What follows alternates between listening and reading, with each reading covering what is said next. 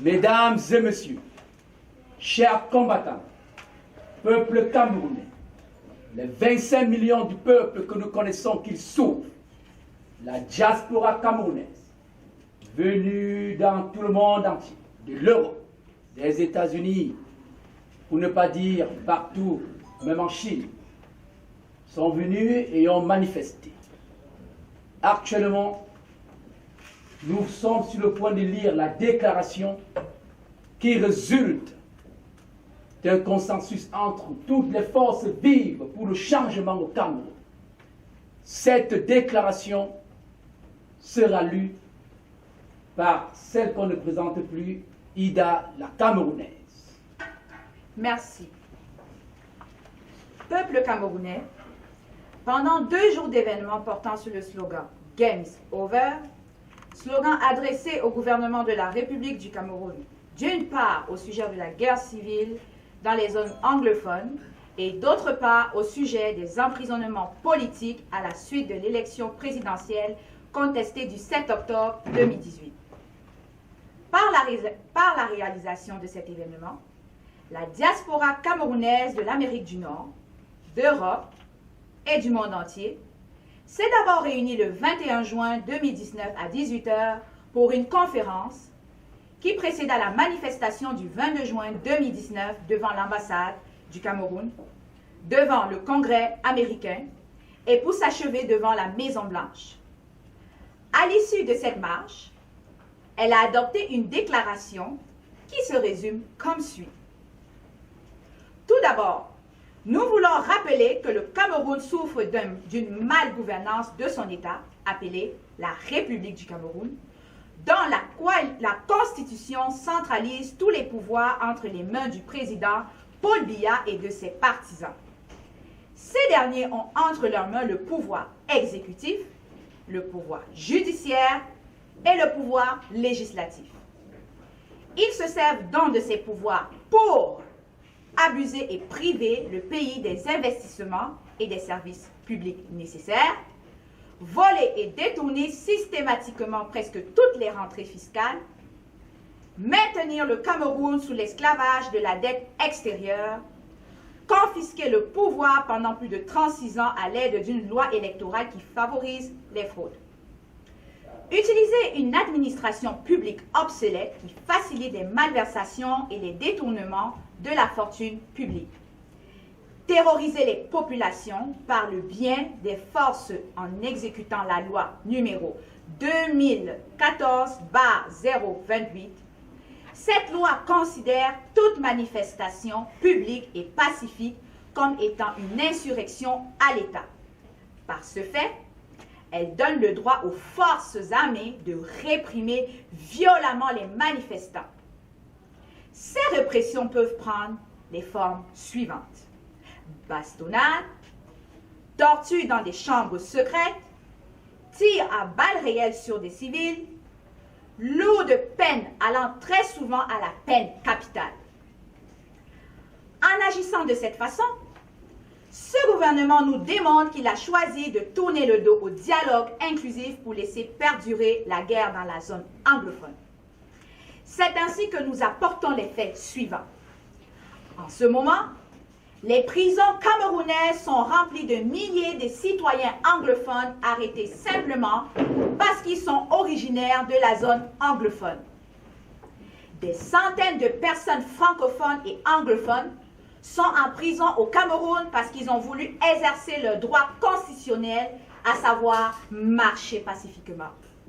Depuis 1985, les anglophones ont demandé sans succès la fin de cet État injuste et la restauration de la fédération en vigueur au Cameroun de 1960 au 20 mai 1972, jour où elle était illégalement abolie.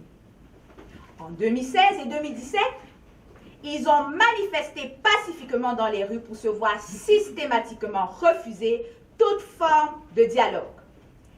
Et depuis cette date, le gouvernement de Paul Biya est en train de commettre un génocide sous le silence de la communauté internationale. Le professeur Maurice Kamto, les leaders de sa coalition pour l'élection du 7 octobre 2018 qui réclament leur victoire volée, dont près de 500 de leurs supporters sont toujours incarcérés malgré les appels de la communauté internationale et de la diaspora camerounaise pour leur libération sans condition. Nous avons également des leaders de la communauté anglophone comme Sisikou Ayoub Tabé, avec des milliers anglophones qui sont toujours maintenus dans les prisons et jugés par des tribunaux militaires comme des terroristes pour avoir réclamé leurs droits leurs droits les plus fondamentaux. Au vu de ce qui précède, nous, diaspora camerounaise, prenons acte de l'engagement de l'administration et du Congrès américain pour la défense des droits du peuple camerounais et plus particulièrement pour votre engagement de mettre fin au génocide dans la zone anglophone. Nous saluons également votre engagement aux côtés du Parlement européen à accomplir des droits universels pour la démocratie, les libertés et la protection des droits humains. Pour cela, nous demandons au régime illégitime de Paul Biya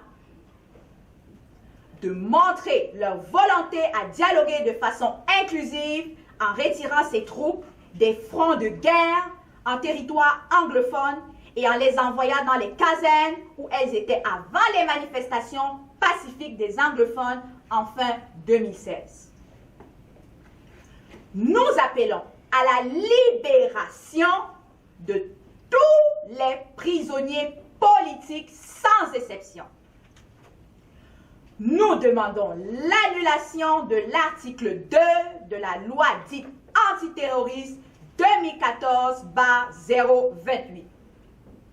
La diaspora camerounaise appelle les Nations Unies à dépêcher des organisations non gouvernementales ainsi qu'une force d'interposition et de protection des populations civiles au Cameroun anglophone.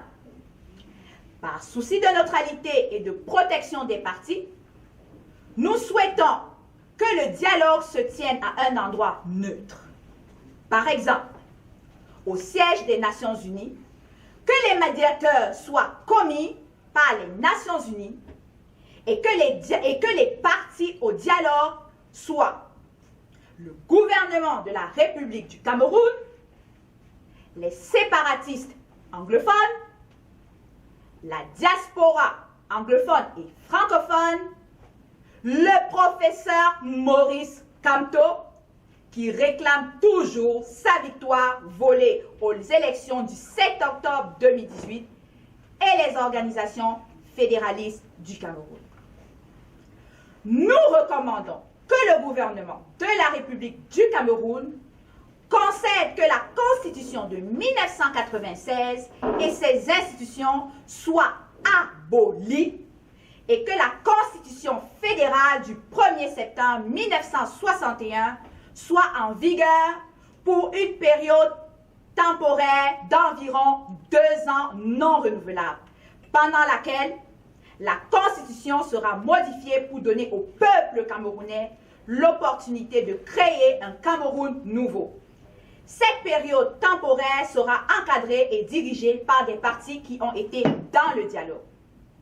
La diaspora camerounaise met en garde le gouvernement de la République du Cameroun que s'il n'accepte pas le dialogue avec les combattants résistants anglophones et les autres partis cités, n'annule pas la loi 2014-028 dans son article 2, ne libère pas les prisonniers politiques et n'applique pas un cessez-le-feu en zone anglophone dans un délai raisonnable de 3 mois, elle engagera le mouvement Game is Over sur le sol camerounais et déployera toute la puissance dont elle est capable pour soutenir le peuple camerounais dans tous ses efforts d'élimination de ce mauvais État. La République du Cameroun, afin que le peuple poursuive son chemin vers la fédération, la paix, la construction et la prospérité du Cameroun. Nous, Camerounais et Camerounaises de la diaspora, aujourd'hui rassemblés comme un seul homme dans cette déclaration, affirmons notre détermination partout dans le monde à aller au bout de ce combat jusqu'à la naissance d'un véritable état de droit au Cameroun. Nous demandons ainsi dans la saisie, nous demeurons donc saisis de cette cause suprême. Nous prions Dieu, nos ancêtres, notre peuple